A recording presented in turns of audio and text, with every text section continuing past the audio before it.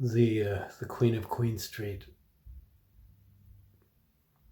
I hope she's smoking a big fat joint up there with Bob Naismith and chewing the fat with John A., Louis Riel, and Pierre Trudeau, and maybe a fur trader or two. I love you, Deanne.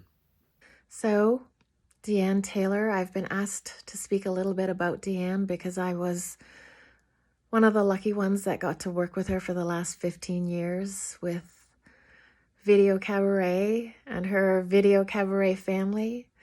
And Deanne's whole concept was table reads are a waste of time. Find it on your feet.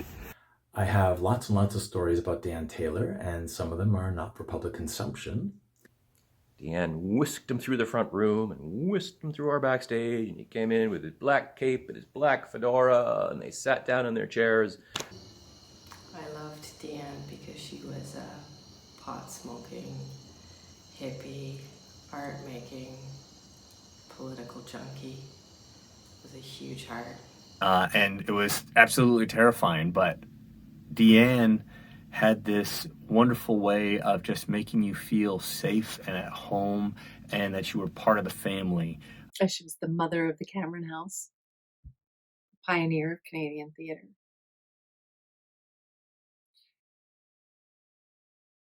She was a fighter.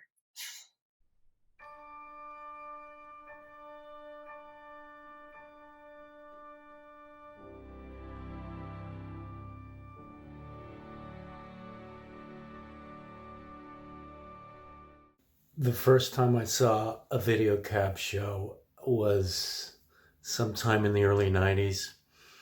I think it was World War II.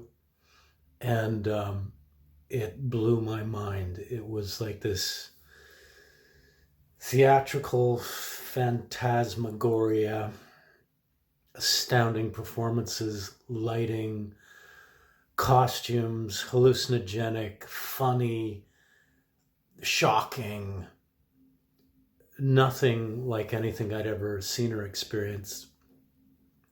Singular.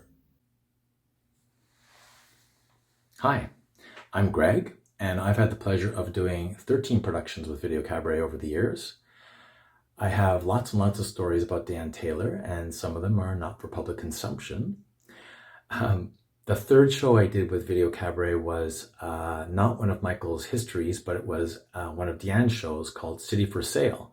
And in one scene, I'm down by the lake and I'm drunk at night, and I trip and fall into the lake and I nearly drown, except I grab onto a log. So we had to stage this at the Cameron House, which has a stage the size of a postage stamp. And the black box set has a 3-foot wall that we called the knee wall. So the plan was for me to fall off the stage and pop up behind the knee wall. And Dan and I worked on this scene for a long time. And we found out that if I splayed my legs out and I bounced up and down on my knee joints and held the log in a particular way, it would look like the log was rolling and I was slipping, trying to keep on it, and I was just barely keeping my head above water because of the knee wall. And it was very funny. And Deanne laughed her head off. And if you could get Deanne to laugh, that was golden. So, Deanne Taylor, I've been asked to speak a little bit about Deanne because I was one of the lucky ones that got to work with her for the last 15 years with Videocabaret and her Videocabaret family. And I call it her Videocabaret family because she made it family. The two things that strike me the most about Deanne is her fierce, fierce love for her partner, Michael Hollingsworth, whose work she championed and who she loved more than life, and her love for the work. I remember the first day working with Videocab, wondering why we weren't doing a table read on this play that was completely unfamiliar to everybody. And Deanne's whole concept was table reads are a waste of time. Find it on your feet. And the amount of discoveries that are made, even in all its clunky awkwardness, is huge, and you save so much time. And it was such a beautiful and scary way to work, without the comfort of that first day table read where everybody kind of mumbles their way through and asks a lot of stupid questions. So thanks for teaching me about that, Deanne. Hi, I'm Jacob James. I'm going to talk today about Deanne Taylor and Videocabaret and how it directed the course of my life into a pretty awesome place. Hi, my name's Andrew Dollar, stage manager for Videocabaret, and I have a little Deanne Taylor story. Back in 2010, we were doing a Videocabaret production of The Life and Times of Mackenzie King in the back room at the Cameron House. Now, if you've been to see a Videocabaret show at the Cameron House, you know it's very tight quarters. You know, we don't have any kind of latecomers call. Once we go up, that's it, you can't come in. But in this occasion, we were waiting for a very particular patron. Des Mackinac, the artistic director of Stratford, was coming to see our show with his wife. And they were late, very late. Cast were at places. We looped the overture music several times. I was getting very frustrated. And lo and behold, he showed up. Deanne whisked him through the front room and whisked him through our backstage, and he came in with his black cape and his black fedora, and they sat down in their chairs. And I made sure we got up right away because I wanted them to know that we've been waiting. And we did the show, and he had a little meeting with Michael afterwards. And well, that all led to us going to Stratford in 2012, and from there on to other great things. So it was worth the wait. Thank you, Deanne. I first met Deanne working with her and Michael and all the rest of the cast and crew on the War of 1812 when it was after the Stratford production, and it was going to Soul Pepper, to do a co-pro with Soul Pepper. And it was absolutely terrifying, but Deanne had this wonderful way of just making you feel safe and at home and that you were part of the family. Hi, I'm Kerry Doherty. I did 3 shows with Videocab and several workshops. Deanne Taylor. She was loving and kind and generous and picky and discerning and engaged and talented. She was the mother of the Cameron House, pioneer of Canadian theatre.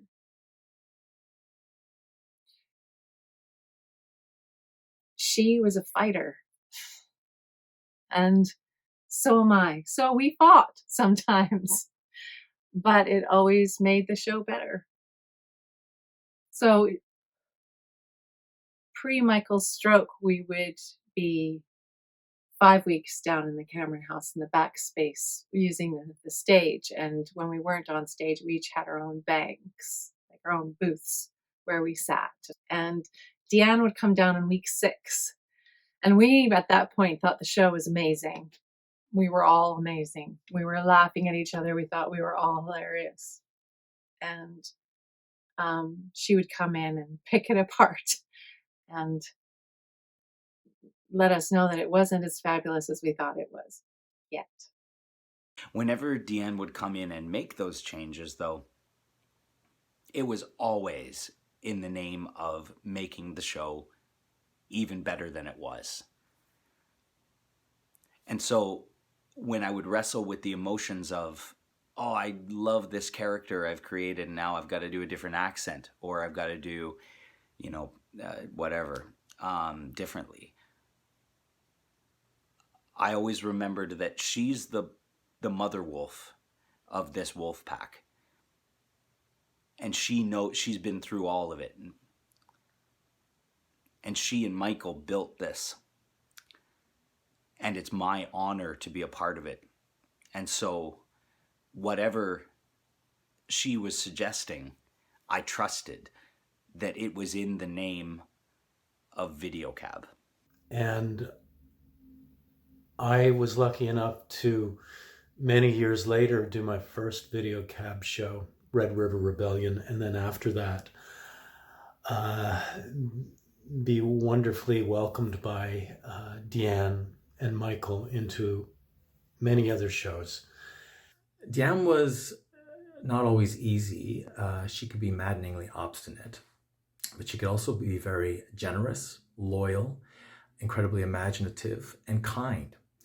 One day I had just attempted a very portly character, I think it was, and she stopped and looked up into my eyes directly, and she said, "You can become anyone if you see it in your mind's eye, can't you?" And I said, "I think I can." And we smiled. And that was a gift that Deanne gave me. She respected my work. She admired me. She collaborated with me and all of us. And she was an artist through and through to the bone. And they have been the most fun I've ever had doing theater anywhere. They're sort of custom rigged for fun, and Deanne set the template, built a foundational performance style along with Michael and many other amazing artists that has stood the test, and audiences continue to love what Deanne and Michael forged. And I have so many beautiful memories of her rigor in the rehearsal room, making tea in the middle of a scene,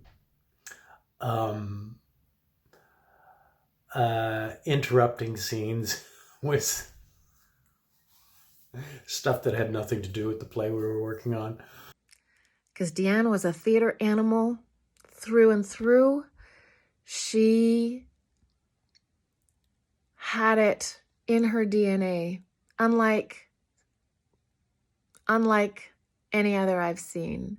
She created a space for us that we could thrive. She brought us golden seal when we were sick. She brought us soup. She made sure we had coffee. She was exacting. She was rigorous. She was tough, which I loved her for. It made me a better actor. It made me clearer. And I knew that she would never ask anything of us that she wouldn't herself be able to deliver. And she was an artist through and through to the bone. And she is the mother of our very dysfunctional family.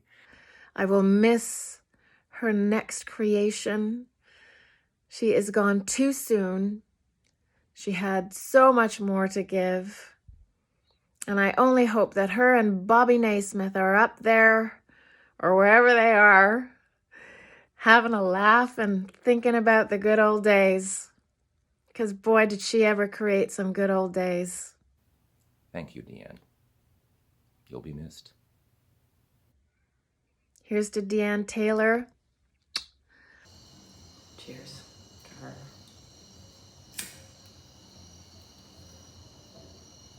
You always think that you have more time, but you just don't have enough time.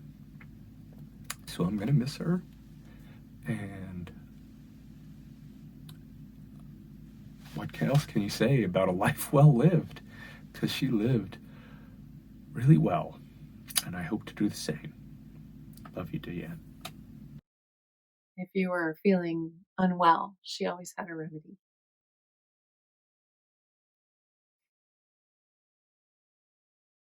Her smile was infectious. I love you, Deanne. Thank you for directing my life onto a path that I would never change. And I'm going to miss her. And I love you, Deanne.